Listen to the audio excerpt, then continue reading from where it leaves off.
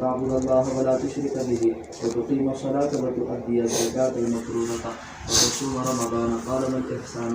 قال أن تعبد الله كأنك تراه فإن لم تكن تراه فإنه يراك. قال متى الساعة؟ قال ما المسؤول بأعلم من السائل. وسأخبرك عن أشراطها: إذا ولدت الأمة ربها، وإذا تطاول رعاة الإبل البكم في البنيان في 5 لا يعلمهن إلا الله. ثم تلا النبي صلى الله عليه وسلم: إن الله عنده علم الساعة الآية. ثم أدبر فقال: رجوه. فلم يروا شيئا. فقال: هذا جبريل جاء يعلم الناس دينهم. قال أبو عبد الله: جعل ذلك كله من الإيمان. یہ روایت مشہور و معروف روایت ہے جس کو حدیث جبریل کہا جاتا ہے، جس کو اکثر محدثین نے اپنی کتاب میں اولین درجہ دیا، اور یہ موسوعہ ہے دین کا، گویا تمام دین سے متعلق باتیں حضرت جبریل علیہ السلام نے چند سوالات میں کیے، اور آپ نے تا قیامت از اول تا آخر اجمالی طور پر تمام باتوں کو آپ نے بیان فرمایا۔ بعض فرماتے ہیں اس حدیث میں حضرت جبریل علیہ السلام نے جو سوال کیا ہے یہ اس وقت پیش آیا جس کو ہم شان ورود کہا کرتے ہیں، یعنی ایک واقعہ جب جناب رسول اللہ صلی اللہ علیہ وسلم نے سوال سے منع کر دیا، کثرت سوال مت کیا کرو، اس وقت میں حضرات صحابہ کرام رضی اللہ تعالی علیہم اجمعین بہت زیادہ طلب اور تڑپ کے ساتھ بیٹھے ہوئے تھے حضور کی خدمت میں کہ کوئی اللہ کا بندہ اجنبی آئے اور سوال کرے اور اس کا سوال کا جواب سرکار دو عالم صلی اللہ علیہ وسلم عنایت فرمائیں اور ہم اس سے اپنا طلب پورا کریں اور اپنا مطلوب حاصل کریں۔ چنانچہ صحابہ کرام منتظر تھے، تو اس وقت میں یہ واقعہ پیش آیا جو واقعہ یہاں پر ذکر ہوا ہے۔ چنانچہ باب باندھا حضرت امام بخاری نے باب سوالی جبریل نبی صلی اللہ علیہ وسلم عن الایمان والاسلام والاحسان وعلم الساعة وبیان النبی صلی اللہ علیہ وسلم لہو، یہ باب، اس میں حضرت جبریل علیہ السلام کے سلسلے میں آپ کا یہ ارشاد فرمانا، قال جاء جبریل، جبریل علیہ السلام تشریف لائیں، کیوں؟ فرمایا یعلمکم دینکم، تاکہ تمہیں تمہارا دین سکھائیں۔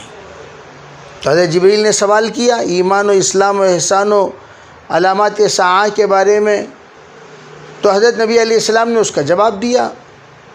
تو فرمایا یہ جو سوال جواب ہوا ہے جبریل کو اصل ان تمام باتوں کو جاننا نہیں ہے، بلکہ جبریل علیہ السلام تمہیں جانکاری دینا چاہتے ہیں۔ جبریل کی جو آمد ہوئی ہے وہ تمہیں جانکاری دینے کے لیے ہوئی ہے۔ آپ یہاں بیٹھیے درمیان میں، ان کو درمیان میں بٹھاؤ، ایک کونے میں جاتے ہیں تو کونے ہی کے ہو کر رہ جاتے ہیں۔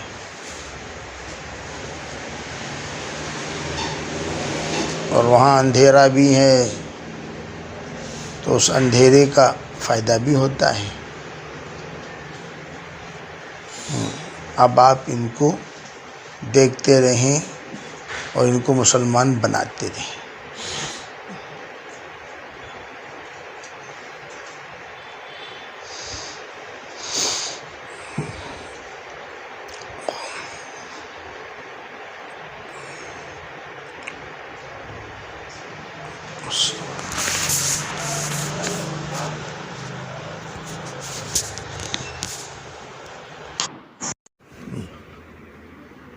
چلو بھی یہ پروگرام سیٹ کرے تاکہ ہمارے پروگرام کینسل ہو جائے.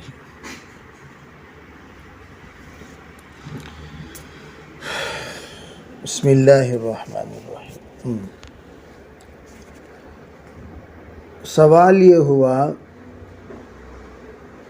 کہ وفد عبد القیس جس وقت آ کر سوال کرنے لگے ایمان کے سلسلے میں تو آپ علیہ الصلاۃ والسلام نے ان کو تفصیل سے وضاحت کے ساتھ ایمان کا، اسلام کا، احسان کا جواب عنایت فرمایا. وقول اللہ تعالی ومن یبتغی غیر الاسلام دینا فلن یقبل منہ. یہ بات بھی اس سے پہلے گزر چکی ہے کہ اللہ کے نزدیک قبول کے لیے اسلام شرط ہے. جب تک اسلام کے تابعدار نہیں ہوں گے اللہ کے یہاں کوئی بھی نیک عمل بن کر ثابت نہیں ہوگا.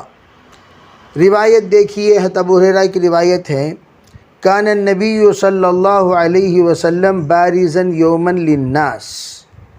لوگوں کے سامنے آپ ایک مرتبہ تشریف لائے تو ایک آدمی آیا، اس کی تفصیلات دیگر روایتوں میں موجود ہیں.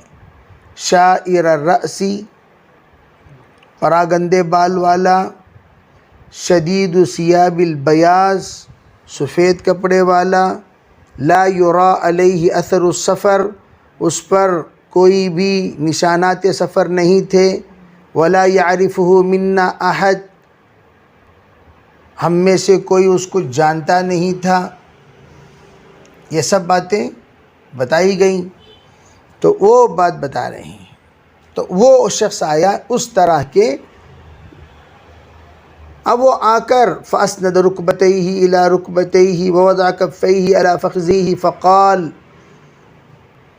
گھٹنا لگا دیا اور آپ کے بے انتہا قریب ہو گیا اور قریب ہو کر سوال کرنے لگا.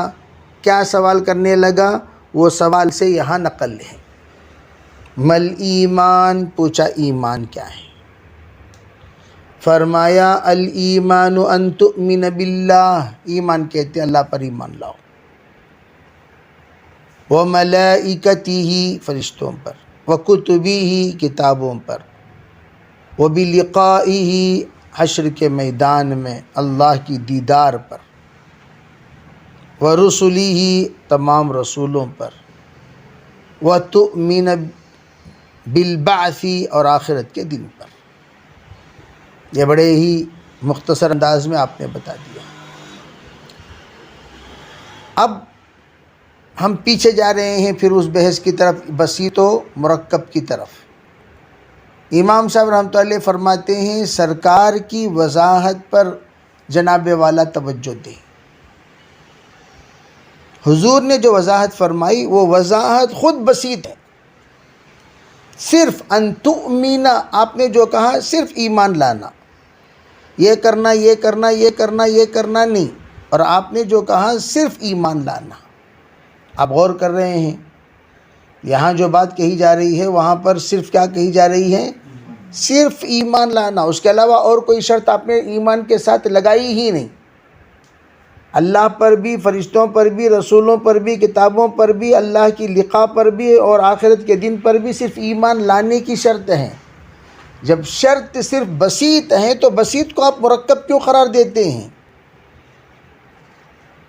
جبریل کا سوال ایمان کے لیے الگ، اسلام کے لیے الگ، خود بتا رہا ہے ایمان ایک الگ چیز ہے جس کو ہم بسیط کہتے ہیں.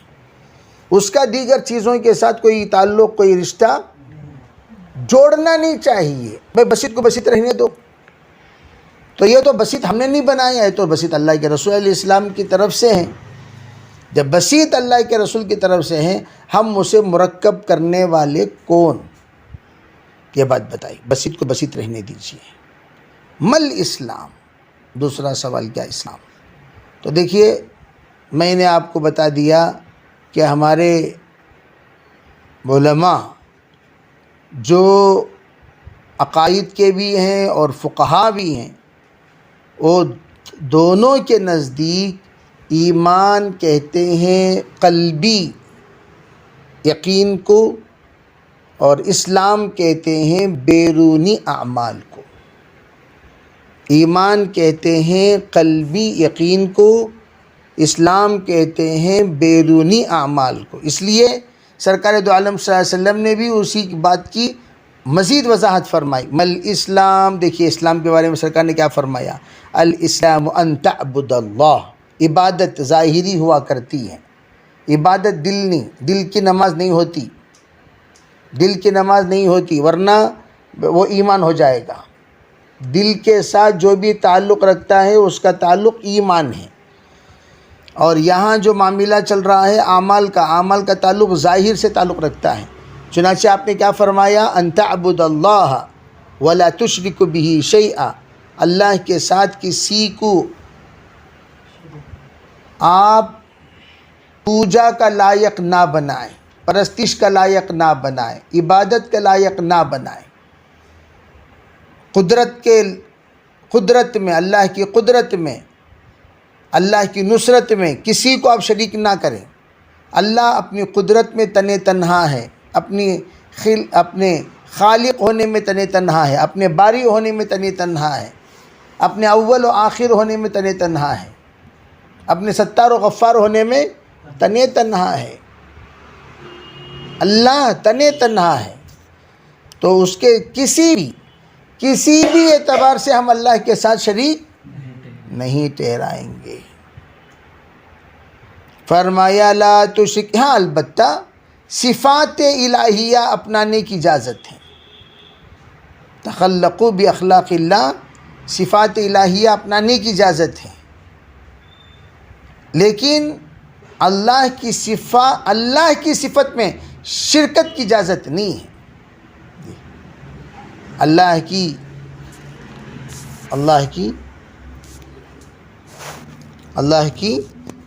صفات میں شرکت کی اجازت. جو احادیث آ رہی ہیں ان احادیث کے ظاہری مضامین خود امام ابو حنیفہ رحمۃ اللہ علیہ کی تائید کرتی ہیں. تو مضامین جب تائید کرتے ہیں تو لا محالہ ہم لوگوں کو اس کو ظاہر کرنا پڑے گا. چنانچہ دیکھیے یہ تو ہو گئی بات، تو سب ظاہری اعمال ہیں. وَتُقِيمَ الصَّلَاةَ. اب یہاں تقیم الصلاۃ جب آ گیا اور ان تعبد اللہ، یہ دونوں میں بعض مرتبہ یہ اشکال پیدا ہو سکتا ہے کہ عبادت سے مراد نماز ہے، تو پھر یہاں عبادت کو الگ نماز کو الگ کیوں ذکر فرمایا. عبادت صرف نماز کو عبادت نہیں کہتے، تابع داری کو عبادت کہتے ہیں. عبادت کے معنی تمام اپنی زندگی کے اعمال کو اللہ کے حکم کے مطابق کر دینے کا نام عبادت ہے. تمام زندگی کے اعمال کو نبی کے طریق نہج پر لانے کا نام عبادت ہے. کھانا اسی ترتیب پر لاؤ عبادت، سونا اسی ترتیب پر لاؤ عبادت، زندگی اسی ترتیب پر گزارو عبادت، کپڑا لباس اسی ترتیب پر پہنو عبادت، چال و چلن عباد الرحمن یمشون علی الارض ہونا خیال رکھ کر تم چلا کرو عبادت. تو گویا ہر چیز کو عبادت بنانا یہ ہے ان تعبد اللہ ولا تشرک بہ شیئا. تو عبادت قلبی، عبادت ظاہری. عبادت قلبی کسے کہتے ہیں؟ اللہ تعالیٰ کے استحضار ہمیشہ رکھنے کا نام عبادت ہے، جس کو کہتے ہیں حضور الہی. حضور الہی یہ عبادت ہے کہ اللہ تعالیٰ کا دھیان اپنے دل اور دماغ میں رکھا کرو، عبادت ہے. اب دوسری بات یہ ہے کہ آپ ظاہری اعتبار سے اللہ کی تابعداری کر رہے ہیں، یہ تو عبادت ہے. تو یہ عبادت عام ہے، اس میں عبادت کر رہا ہوں بول کر ہمیں لوگ نماز کے علاوہ بہت ساری دنیا بھر کی عبادت کرو، لیکن نماز پڑھنا مستقل ایک فرض ہے. اس لیے ان لوگوں کو یہ جواب دے دیا گیا کہ تم لوگ ہمیں سب بہت ساری عبادت نہ کرتی. ایک ہوتا ہے ایک بڑا مجمع، وہ ہمیشہ یوں کہتا ہے بھئی ہم سب بہت ساری عبادت نہ کرتی، نماز نہیں پڑھے تو کیا ہوا؟ دنیا بھر کی آپ عبادت کرتے ہوں گے، لیکن مسلمان بننے کے لیے، کیا بننے کے لیے؟ مسلمان بننے کے لیے عبادت ظاہری بھی ضروری ہے اور عبادت باطنی بھی ضروری ہے. تو مسلمان بننا چاہیے. اسی لیے ہم بار بار جملہ کیا استعمال کرتے ہیں؟ مسلمان بنو. لیکن لوگ کہاں بنتے ہیں؟ لوگ کہاں بنتے ہیں؟ ادخلوا فی السلم کافہ. فرمایا تقیم الصلاۃ، نماز قائم کرو. تم چاہے دنیا بھر کی عبادت کرو لیکن نماز ہر حال میں قائم کرو. زکوٰۃ ادا کرو. صدقہ میں پینسلاں بانٹ لوں، یہ بانٹ، تو دنیا بھر کے چیزاں بانٹ. زکوٰۃ بانٹ رہا ہے کیا؟ سوال یہاں زکوٰۃ کی پیدا ہو رہی. سو اینٹاں بانٹ لوں، تھیلیاں بانٹ لوں، چاولاں بانٹ لوں. کون سی نیت سے بانٹ رہا ہے؟ کسے بانٹ رہا؟ ارے یہ بھی تو دیکھنا چاہیے کس نیت سے بانٹ رہا ہے اور کسے بانٹ رہا ہے. مصارف زکوٰۃ پر بانٹ رہے ہیں تو یہ تو دیکھنا چاہیے. آپ مصارف بانٹ تو رہے ہیں لیکن مصارف زکوٰۃ پر نہیں بانٹ رہے ہیں تو زکوٰۃ کہاں سے ادا ہوگی؟ یہ بھی تو دیکھنا چاہیے. زکوٰۃ کی نیت سے دے رہے ہیں لیکن آپ مصارف زکوٰۃ پر نہیں دے رہے ہیں. ایک بڑا مجمع آج بھی مساجد کی تعمیرات میں زکوٰۃ کا پیسہ لگا، زکوٰۃ ادا نہیں ہوئی. تعمیرات میں زکوٰۃ کا پیسہ ادا ہوتی ہی نہیں. زکوٰۃ ادا نہیں ہوتی تو پیسہ دیتے رہتے ہیں لوگ تعمیرات میں.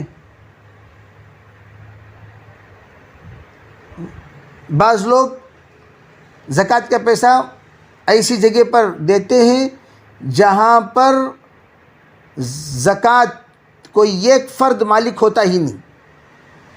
کوئی ایک فرد بے زکوٰۃ میں لا کر مثال کے طور پر مدرسے کو مشین دے دیا، واٹر مشین مثلا، تو مشین کا کوئی مالک ہوتا ہے؟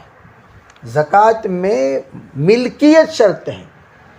اگر مالک نہیں بنایا تو زکوٰۃ ادا نہیں ہوتی. جس کو ہم کہتے ہیں تملیک کرنا. تملیک کرنا کسے کہتے ہیں؟ مالک بناؤ. مالک بنانے کے بعد ان سے کہیے بھئی آپ فیس بنیے. مالک بن گئے؟ ہاں بن گئے. آپ اپنی فیس بنیے، فیس ادا کیجئے. تو گویا آپ کے طرف سے آپ نے اس کی فیس ادا کی. تو جب آپ اپنی طرف سے فیس ادا کر رہے ہیں تو آپ مالک بن کر ادا کر رہے ہیں تو آپ کی یہ فیس کی ادائیگی جائز ہے. اور وہ رقم جو ہی آپ نے ادا کر دیا وہ فیس بن جائے گا. وہ رقم کو آپ استعمال کر سکتے ہیں. ڈائریکٹ آپ نے دروازہ لا کر لگا دیا، زکوٰۃ کے پیسوں کا دروازہ، زکوٰۃ ادا ہوئی نہیں ہوئی. کتابیں لا کر دے دی، زکوٰۃ کی کتابیں ادا ہوئی نہیں ہوئی. کیوں؟ اس کا کوئی شخصیت، کوئی ایک شخص مالک نہیں بنا. ادارہ یہ سب کا اجتماعی ہے، یہ کسی کا انفرادی نہیں ہے. ادارے میں بعض چیزیں انفرادی ہوتی ہیں، اجتماعی ہوتی ہیں، وہ الگ بات ہے. لیکن مطلقاً بے کسی مسجد کے لیے وقف کیے تو وہ آ کر تشخیص کے ساتھ اس کی تملیک نہیں ہوئی. تشخیص کے ساتھ تملیک نہیں ہوئی تو زکوٰۃ ادا نہیں ہوگی. تو اس کو یہاں تؤدی زکوٰۃ المفروضہ، جو فرض زکوٰۃ ہے اس کے ادا کرنا اور رمضان مبارک کا روزہ رکھنا، یہ ہو گئی بات. اب پوچھا مل احسان. دیکھیے تدریجاً پوچھتے ہوئے آ رہے ہیں. ایمان کے بعد اسلام کے بارے میں پوچھا، اسلام کے بعد اب احسان کے بارے میں پوچھ رہے ہیں. مل احسان، احسان کے بارے میں ذرا فرمائیے. فرمایا ان تعبد اللہ کأنک تراہ فإن لم تکن تراہ فإنہ یراک. تو اللہ کی عبادت کر اس تصور سے کہ اللہ رب العزت تجھے دیکھ رہا ہے. پہلا تو یہ ہے کہ تو اللہ کو دیکھ رہا ہے.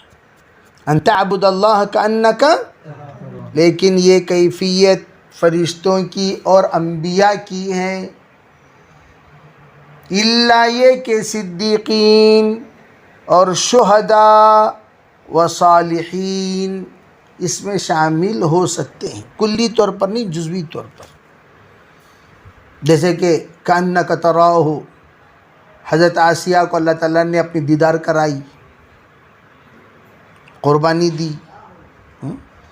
اور کأنک تراہ آخری وقت میں نظارہ کروایا، اللہ تعالیٰ کی دیدار ہوئی.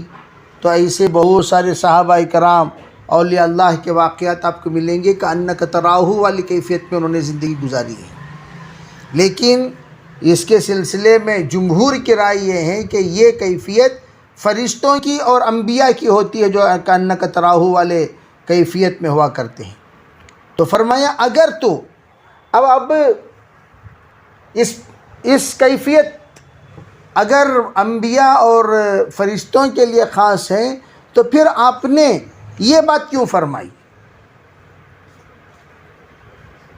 اب دیکھیے فرما رہے ہیں جبریل سے، فرما کس سے رہے ہیں؟ مخاطب صاحب سوال کون کر رہا ہے؟ جبریل سوال کر رہے ہیں، تو جواب کسے دے رہے ہیں؟ جب جبریل علیہ السلام کو دے رہے ہیں تو بالکل جواب صحیح ہے۔ انت عبد اللہ، اے جبریل تو عبادت کر اس تصور کے ساتھ کأنک تراہ، تو دیکھ رہا ہے۔ تو جبریل کو کہہ رہے ہیں، تو جب جبریل کو کہہ رہے ہیں تو جبریل کیا کر رہے ہیں؟ اللہ کو دیکھ رہے ہیں۔ تو وہ تو جبریل کو کہہ رہے ہیں تو بالکل صحیح بات ہے۔ اب جبریل کو کہہ رہے ہیں تو جبریل علیہ السلام کی بات اللہ کے رسول نے صحابہ کے سامنے بھی تو نقل فرمایا، تو گویا صحابہ سے بھی یہ کہہ رہے ہیں کہ آپ بھی اس تصور کے ساتھ نماز پڑھو، اللہ کی دیدار آپ کو نصیب ہو رہی ہے۔ اب یہاں سوال ہو گیا، ترا کا رؤیت باری تعالی ہو سکتا ہے؟ کیا رؤیت باری تعالی ہو سکتا ہے؟ قرآن کہہ رہا ہے لا تدرکہ الابصار وہو یدرک الابصار۔ قرآن کہہ رہا ہے کہ تم لوگوں کی آنکھیں اللہ کو دیکھ نہیں سکتی۔ اور پھر یہاں کیا مطلب کأنک تراہ؟ حضرت موسیٰ علیہ السلام نے پوچھا ربی، کیا پوچھا حضرت موسیٰ علیہ السلام نے؟ موسیٰ علیہ السلام نے اللہ کی رؤیت کا سوال کیا کہ نہیں؟ تو اللہ تعالیٰ نے کیا فرمایا؟ اللہ نے فرمایا لن ترانی، نہیں بھئی تم مجھے دیکھ نہیں سکتے۔ ارے کہاں نے کہا؟ تو جب اللہ نے کہا حضرت موسیٰ علیہ السلام کو کہ تم دیکھ نہیں سکتے، پھر ایک بندے کا کیا تصور کر سکتا ہے کہ وہ اللہ تعالیٰ کو دیکھے؟ ابھی یہ بھی تو سوچنے کی بات ہے۔ اب آپ کہہ رہے ہیں بھئی یہ تو فرشتے اور انبیاء کی بات ہے، تو جب فرشتے اور انبیاء کی بات ہے تو موسیٰ علیہ السلام تو اولو العزم من الرسل، 5 انبیاء جو اولو العزم من الرسل میں سے ہیں، ان میں سے موسیٰ علیہ السلام ہیں۔ جب موسیٰ علیہ السلام نہیں دیکھ رہے ہیں تو عام آدمی کیسے دیکھے گا؟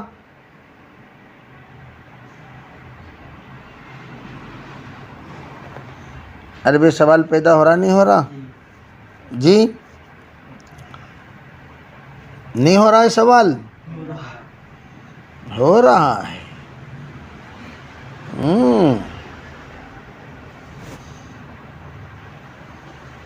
اب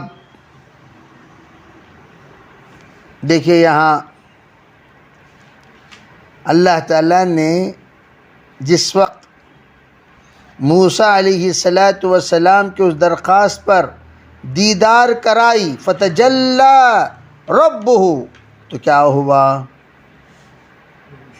چنانچہ دیکھیے موسیٰ علیہ السلام کا نقل کیا سورہ اعراف میں، موسیٰ علیہ السلام نے کہا قال ربی ارنی انظر الیک۔ قال موسیٰ علیہ السلام کے اس مطالبے پر فرمایا اللہ تعالیٰ نے ربی ارنی انظر الیک قال لن ترانی ولكن انظر الی الجبل۔ کہاں دیکھو؟ پہاڑ کی طرف، تم تو مجھے دیکھ نہیں سکتے۔ تو جب اللہ نے کہا تم مجھے دیکھ نہیں سکتے، تو اللہ تعالیٰ کے رسول صلی اللہ علیہ وسلم کو جبریل فرما رہے ہیں انت عبد اللہ کأنک تراہ۔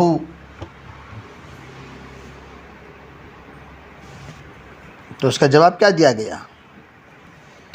جواب یہ دیا گیا دیکھو بھائی، یہاں آ کر دیکھنے کو نہیں کہا جا رہا ہے، کأنک کہا جا رہا ہے، کأنک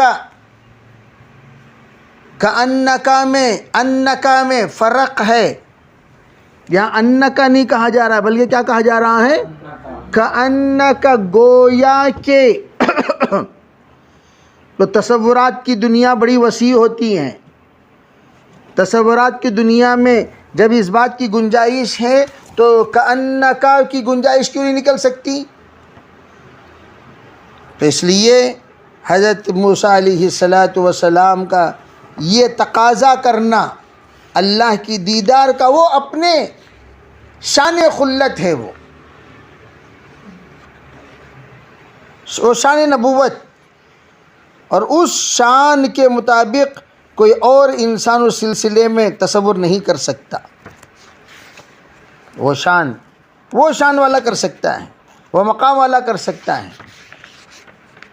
اچھا، موسیٰ علیہ السلام نبی ہیں تو نبی کا سوال تو کوئی بے جا سوال تو نہیں ہوگا.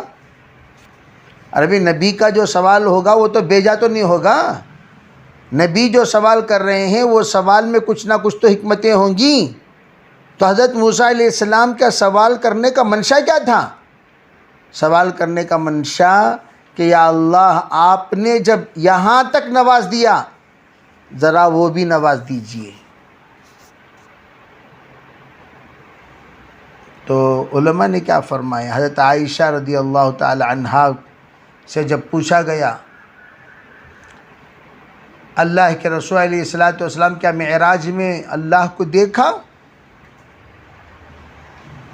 تو حضرت عائشہ صدیقہ رضی اللہ تعالی عنہا نے جواب دیا، اللہ کے رسول سے جب پوچھا گیا تو آپ نے فرمایا کہ میں کیسے اللہ کی دیدار کامل طریقے سے کر سکتا ہوں؟ اللہ تعالیٰ تو نور ہی نور ہے. اللہ تعالیٰ تو نورن انا اراہ، نورن، اللہ تو نور ہی نور ہے، اس نور کو میں کیسے دیکھ سکتا ہوں؟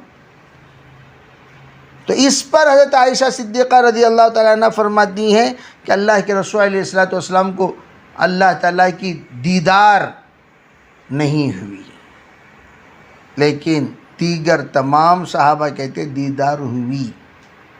دیدار، چنانچہ دیکھیے اختلاف رائے معراج کے موقع پر کہ جو دیدار کا معاملہ ہے اس پر اختلاف ائمہ کیا ہے. اختلاف سب سے پہلی بات رؤیت باری تعالیٰ. عائشہ رضی اللہ تعالی عنہ فرماتی ہیں کہ رؤیت نہیں ہوئی. حضرت ابن عباس فرماتے ہیں رؤیت ہوئی. اور حضرت عائشہ کی روایت وہی جو میں نے کہا، نور انا اراہ اور لا تدرک الابصار، یہ ان کی دلیل ہے.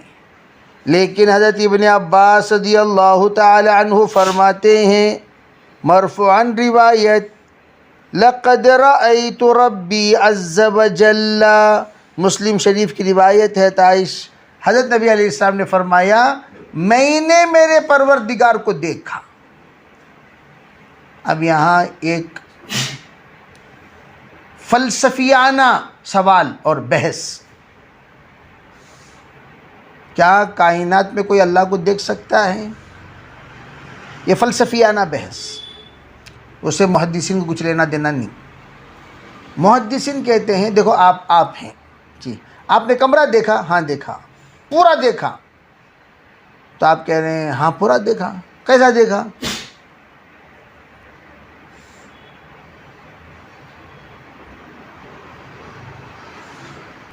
کیسا دیکھا؟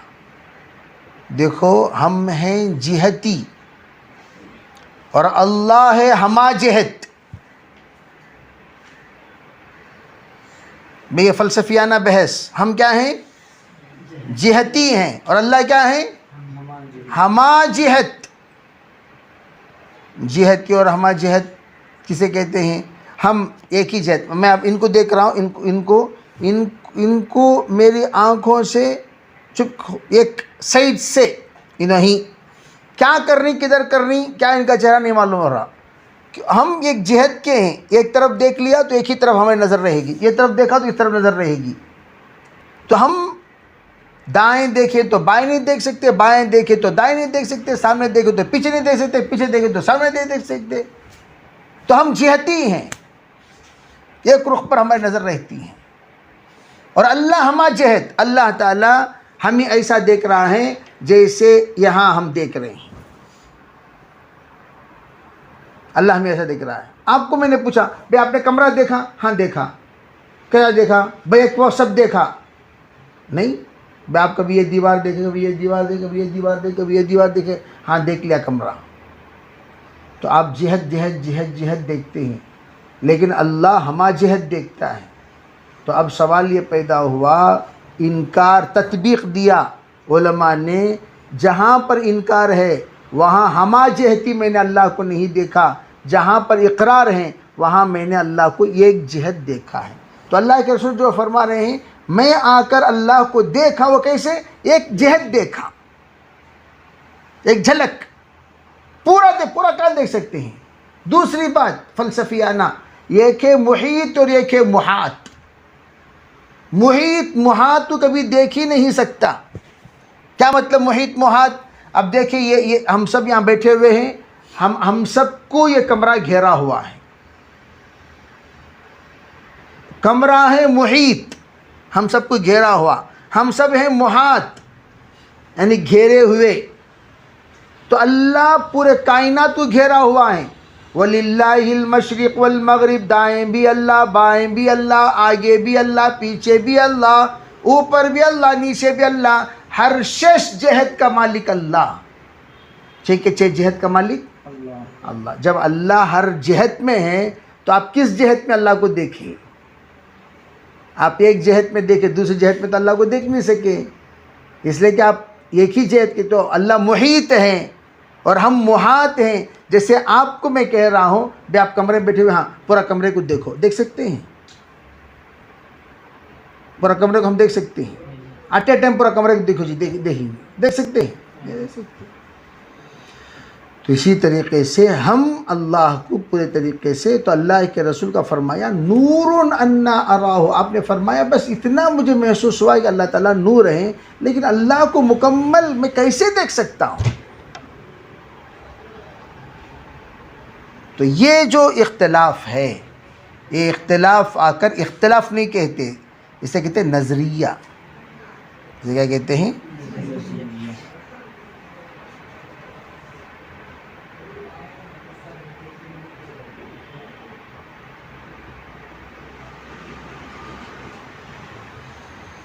فرماتے ہیں کأنک تراہ. اب نماز میں کیسا دیکھنا؟ یہاں سے مراد حضور ہے. یہاں سے مراد کیا؟ حضور قلب. اسے کہتے ہیں دل کی آنکھوں سے دیکھنا. آنکھوں کو بند کرتے ہیں دیدار کے لیے، آنکھوں کو بند کرتے ہیں دیدار کے لیے. تو ہم جب نماز پڑھیں گے اللہ اکبر، گویا تجلیات آپ پر نازل ہو رہے ہیں اور اس تجلی کے آپ دیدار کر رہے ہیں. اور آپ کے رب کے درمیان کوئی نہیں. آپ اپنے رب کو دیکھ کر مکالمہ کر رہے ہیں. اللہ کا کلام جس وقت بندہ تلاوت کرتا ہے، اللہ جیسے کہ حدیث پاک میں ہے کہ بندہ اور بندے کے درمیان کا ایک مکالمہ. الحمدللہ رب العالمین حمدنی عبدی الرحمن الرحیم اثنا علی عبدی مالک یوم الدین مجدنی عبدی ایاک نعبد و ایاک نستعین ھذا بینی و بین عبدی ولعبدی ما سأل. مکالمہ چل رہا نہیں چل رہا ہے؟ تو آپ اللہ کو دیکھ کر اللہ کے سامنے، یا یوں سمجھے اللہ آپ کو دیکھ رہا ہے. اگر اتنا آپ کا کیفیت ایمان اتنے اعلیٰ درجے تک آپ کو نہیں پہنچا سکتا، کم از کم ادنا درجے کو تو سوچ سکتے ہیں. اس کو فرمایا کأنک تراہ. انک تراہ نہیں، کأنک تراہ. لیکن وَإِن لَمْ يَكُنْ يَرَى فَإِن لَمْ تَكُنْ تَرَاهُ فَإِنَّهُ يَرَاكَ فَإِنَّهُ يَرَاكَ یہ سب تصور کر سکتے ہیں، یہ سب تصور، اس لیے یہاں کا کا نہیں بولے بھئی اللہ کو دیکھنا یہ تو ہر ایک کے بس کی بات نہیں، یہ تصور کرنا بھی، لیکن اللہ ہمیں دیکھ رہا ہے یہ تصور سب کر سکتے ہیں، پوری کائنات کر سکتے ہیں۔ اس لیے فرمایا کأنک تراہ نہ صحیح فإنہ یراک کا تصور کر، یہ عام انسان اللہ دیکھ رہا ہے، اللہ دیکھ رہا ہے، اللہ دیکھ رہا ہے، یہ تصور سب کے سب پیدا کر سکتے ہیں۔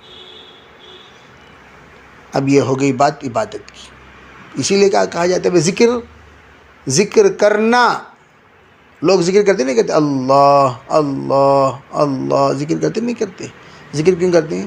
ذکر کرنا، یاد اللہ کو یاد کرنا یاد رکھنے کے لیے ہے، یاد کرنا یاد رکھنے کے لیے۔ اب یاد کر رہے ہیں، ذکر تو کر رہے ہیں، اللہ یاد ہی نہیں، اللہ کو یاد رکھنے ہی کے لیے ذکر کیا جاتا ہے، یاد کرنے کے لیے نہیں کیا جاتا۔ اللہ کو یاد کرو نہیں، اللہ کو یاد رکھو، اللہ کو یاد رکھو، یاد کرو، کیوں؟ یاد رکھنے کے لیے۔ اب آگے کا سوال کیا متی الساعہ، جی قیامت کب ہے؟ کون؟ متی الساعہ، کب ہے قیامت؟ فرمایا مل مسئول عنہا بِأَعْلَمْ مِنَ السَّائِلِ، جس سے سوال کیا جا رہا ہے وہ سوال کرنے والے سے زیادہ جانتا نہیں۔ تجھے معلوم؟ نہیں معلوم، مجھے بھی نہیں معلوم۔ تجھے معلوم کیا بات؟ نہیں معلوم، مجھے بھی نہیں معلوم۔ دونوں معلوم میں؟ نہیں معلوم، مجھے بھی نہیں معلوم۔ ایک صاحب ایک نکاح سے واپس آئے، واپس آتے ہوئے پوچھے ارے بھائی آپ کو وہ چیز نہیں ملی؟ کہا نہیں ملی نا، نہیں ملی نا۔ آپ کو؟ مجھے بھی نہیں ملی۔ ہاں بھائی آپ کو ملتی ہو مجھے نہ ملتی تو افسوس کی بات ہوتی، یا مجھے ملتی آپ کو نہیں ملی تو افسوس۔ جب دونوں کو نہیں ملی تو پھر افسوس کیا بات ہے، خاموش چلتے رہو۔ تو بھائی آپ کو معلوم ہے، آپ کو معلوم نہیں؟ بھائی مجھے معلوم نہیں، چھوڑو بھی، معلوم نہیں تو اس پر کیوں خواہ بحث کی؟ کیوں؟ آپ نے فرمایا ان اللہ عندہ علم الساعہ، جب اللہ کے پاس قیامت کا علم ہے میں کیسے بول سکتا ہوں بھائی کب قیامت آئے گی؟ اور یہ تمام بے وقوفوں کی ایک بڑی جماعت 2020 کو قیامت، 2020 میں قیامت، 2026 میں تہلکہ مچ جائے گا، 2020 تو تمہارا انہوں آگو بولے کیا؟ کون آگو بولے؟ نہیں جی ہوتی تو علم الاولین والآخرین، اولین و آخرین کا علم جس ہستی کو دیا گیا وہ ہستی کہہ رہی ہے مجھے نہیں معلوم، اور کائنات کا خالق کہہ رہا ہے ان اللہ عندہ علم الساعہ، قیامت کا علم میرے پاس ہے جی۔ اب ان لوگوں کو حق کون دیا فیصلہ کرنے کا؟ 2030 میں ہو جائے گا، 2040 میں ہو جائے گا، کس نے کر کہا؟ بقول حضرت مولانا یوسف رحمۃ اللہ علیہ کہ ارے بھائی ہم تو قیامت ٹالتے جا رہے ہیں۔ پوچھا حضرت کیسے؟ فرمایا حدیث پاک میں حجت قطعی ہے، لا تقوم الساعہ حتی یقال فی الارض اللہ اللہ، جتنی محنتیں چل رہی ہیں ان کی وجہ سے اللہ اللہ کہنے والے دن بدن بڑھتے جا رہے ہیں۔ تو قیامت ٹل رہی ہے یا آ رہی ہے، جا رہی ہے؟ ٹل رہی ہے، پیچھے ہٹاتے جا رہے ہیں، محنت چلے گی۔ لا تقوم الساعہ الا علی شرار من الخلق، جیسے کہ حدیث پاک میں ہے قیامت قائم ہوگی تو دنیا میں ایک بھی نیک انسان نہیں رہے گا، سب کا خاتمہ ہو جائے گا۔ حضرت عیسیٰ علیہ السلام تشریف لا کر 70,000 مسلمانوں کو لے جا کر کوہ طور پر پہنچ جائیں گے، پھر اللہ تعالیٰ یاجوج و ماجوج کا خروج کرے گا، پورے کائنات میں تہلکہ مچ جائے گا، یہاں تک کہ کائنات کا جب خاتمہ ہو جائے گا آسمان والوں سے یاجوج و ماجوج والے مقابلہ کریں گے، تیر برسائیں گے، اللہ فرشتوں سے کہے گا ذرا خون لگا کر نیچے پھینک دو، خوش خون لگا کر پھینکتے کون؟ خوش یاجوج و ماجوج آسمان والوں کا بھی خاتمہ ہو گیا، پھر ان کی بھی موت ہو جائے گی، تعفن پھیل جائے گا پورے کائنات میں، گندی بدبو۔ اس وقت ایک بیل کا سر، ایک بیل کا سر اس کے برابر سونے کے بدلے میں خریدا جائے گا، اتنی قیمت۔ اللہ جل شانہ امن والہ پرندوں کو بھیجیں گے جو لاشوں کو اٹھا اٹھا کر لے جا کر سمندروں میں پھینکیں گے، پھر بارش ہوگی، کائنات کی صفائی ہوگی، عیسیٰ علیہ السلام اپنے قوم کے ساتھ، امت کے ساتھ، اپنے ساتھیوں کے ساتھ نیچے اتریں گے، پھر آپ اثر نو کائنات کو آباد کریں گے، شادی ہوگی، بچے ہوں گے، پھر حالات بگڑیں گے، پھر تمام نیک انسان ان کا انتقال ہو جائے گا، پھر کائنات میں کمینے ہی کمینے ہوں گے، تو اللہ تعالیٰ قیامت کو قائم کر دے گا۔ یہ اچھا حضرت جی نشانیاں بول ڈالو حضرت، تو حضرت نے فرمایا اچھا آپ کو سوال کیا قیامت کے بارے میں؟ جی ہاں، فرمایا سأخبرک عن اشراطها، چلو میں آپ کو قیامت کے نشانیوں کے بارے میں کچھ بتا دیتا ہوں۔ جی حضرت، جی حضرت۔ فرمایا اذا ولدت الامۃ ربها، جب باندی جنم دے گی اپنے آقا کو، جب باندی جنم دے گی اپنے آقا کو۔ حیران ہو گئے، حضور کیا فرما رہے ہیں؟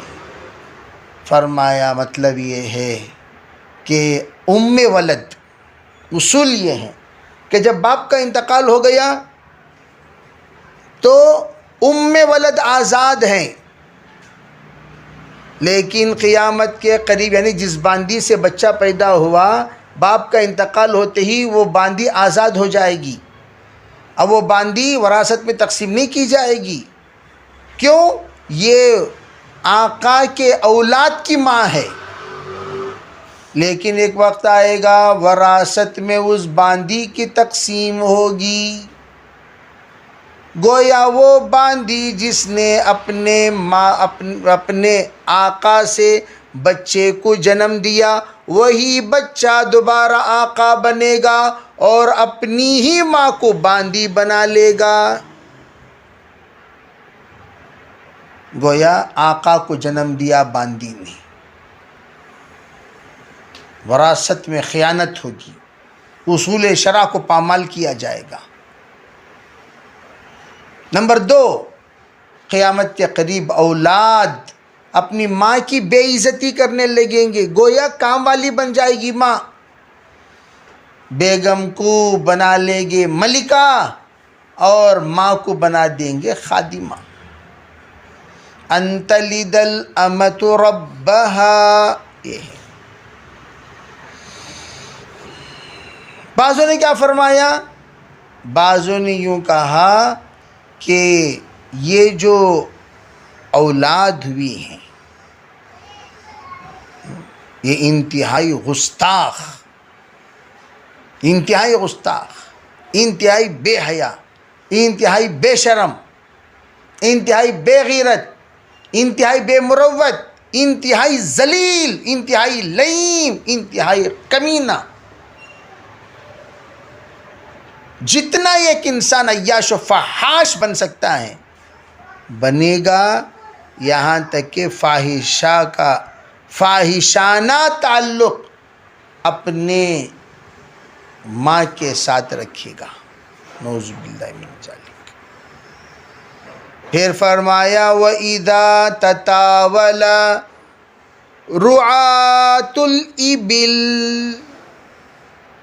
الْبُهُمْ فِي الْبُنْيَانِ، پھر فرمایا دیکھو، آپ دیکھو گے کہ اونٹوں کے چرواہے، جانوروں کے چرواہے، بہم کسے کہتے ہیں؟ یہ آ کر ابل ہی کی صفت ہے، سمجھ رہے ہیں؟ کالے کالے اونٹوں کے چرواہ ہیں، کالے اونٹوں کے چرواہ ہیں. یہ آ کر بدترین قسم کی اونٹ، وہ بدترین قسم کی اونٹ کون سے؟ اونٹوں میں سب سے بدترین قسم کی اونٹ کالا، بیکار اونٹ، اور جس کی کوئی حیثیت نہیں، قیمت نہیں، جس کی کوئی یعنی مارکیٹ ہی نہیں، مارکیٹ میں اس کی کوئی ویلیو ہی نہیں، اس کے چرواہے بلڈنگاں.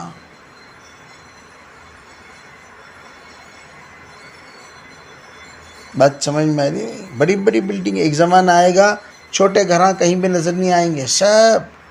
اور آپ دیکھ رہے ہیں اس وقت جو سب سے زیادہ متمول لوگ ہیں، چلتے چلتے چلتے دیہاتیوں میں، قریے والوں میں اتنا پیسہ ہے، چرواہوں میں اتنا پیسہ ہے، وہ پیسوں کی وجہ سے بڑی بڑی عمارتیں کھڑی کر دی. ایک انسان تھا نیل سندر میں، ایک زمانے تک دودھ دھوتا تھا. ایک صاحب کہنے لگی یہ جو دودھ دھو کر جو بیچ رہا ہے، جانتے ہیں یہ کون ہے؟ چڈی باشو. یہ کون؟ کہنے لگے یہ 8 بلڈنگوں کا مالک ہے، لیکن آج بھی وہی کاروبار کرتا ہے جو کاروبار کر رہا ہے. اور آپ نے کیا سمجھا؟ چڈی وڈی پہن کر گھوم رہا ہے تو یہ بالکل بیکار انسان ہے. 8 بلڈنگوں کا مالک ہے. یتطاولون فی البنیان، بڑے لمبی لمبی بلڈنگیں بنیں گی. پھر فرمایا دیکھو 5 چیزیں ہیں، سنو بھائی جبریل جی، 5 چیزیں یہ اللہ کے علاوہ کوئی نہیں جانتا. پھر آپ نے ان اللہ عنده علم الساعہ کی تلاوت فرمائی. پھر جبریل علیہ السلام یہ سن کر واپس جانے لگے تو آپ علیہ السلام نے کہ فرمایا ردوہ فلم یروا شیئا، وہ واپس لوٹا دیے گئے. اس کے بعد ان لوگوں نے جب دیکھا تو کسی چیز کو نہیں دیکھا، وہ واپس چلے گئے. یعنی کیا مطلب؟ اس کے بعد وہ دکھائی نہیں دیے. فرمایا آپ نے ھذا جبریل، یہ جبریل علیہ السلام ہے، جاء یعلم الناس دینہم، لوگوں کو دین سکھانے کے لیے تشریف لائے. تو اب یہاں تک تو بات ہو گئی. امام بخاری رحمۃ اللہ علیہ کو ہمارا مقصد پورا نہیں ہوا نا. کیا؟ ایمان کو میں مرکب کو ثابت کرنا چاہ رہا تھا، لیکن وہ مقصد پورا نہیں ہوا نا. ان کو یہ بے قراری کی جی، وہ حضرت گھنٹی ختم ہو کو بھی نہیں، بھی وہ کیا تسلی نہیں کیا کی؟ حضرت فرما لے اچھا تسلی نہیں، کیا کہنا چاہتے ہیں؟ ایک جملہ کیا؟ قال ابو عبداللہ، کیا فرمانا چاہتے ہیں؟ جعل ذلك كله من الایمان، خوش خوش خوش جی، سب کو حضرت نے ایمان بنا دیا. گویا ایمان کو مرکب بتانا چاہتے تھے تو وہ کہنا چاہتے ایک بات ذرا بولو، یہ سب چیزاں جو بھی بتائے حضرت یہ سب کے سب ایمان ہی ہیں. اچھا ٹھیک ہے، تسلی ہو گئی جی، چلیے.